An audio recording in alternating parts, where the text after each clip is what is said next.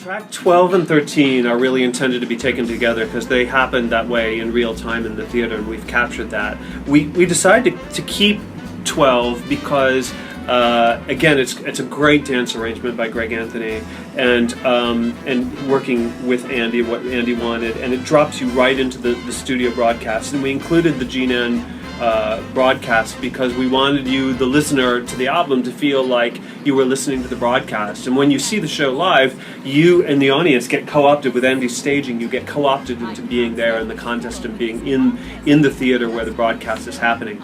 And just fun fact, Jean Ann Ryan, yes, there really is a Jean Ann Ryan who is in the entertainment industry. And when I was young growing up, she ran this production company, and it just was this name that just stuck with me. And so yes, that is a tribute to the real Jean Ann Ryan. The character is not her, but the name is her. And this Jean Ann Ryan, Dwight Anson moment transitions straight into Love Will Come and Find Me Again, which is another one of these classic story beats in the sense that you're watching this young woman who is at first unsure of herself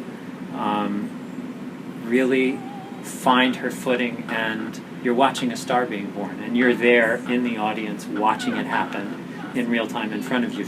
She loses herself in the lyrics, and this, for the first time, is a song that has lyrics that are written by Julia and not Donnie. So right. She's singing about her own life and her own story, and it's this remarkable moment where this woman just steps forward into the limelight and becomes a star in her own right.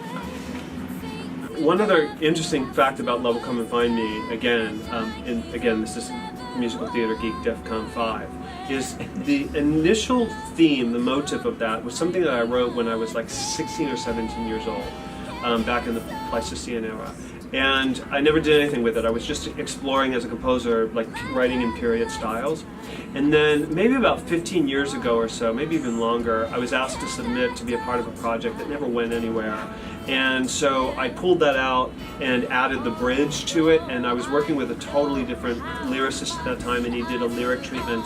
Again, it was just a demo proposition. It never went anywhere, threw it back in the trash. And so when we came to Bandstand, we were looking at this moment and developing this Torch song. I was able to go back to this material, which I knew was really good and really period sounding. It needed a lot of work and to become what it is that you're hearing on the album and in the theater today.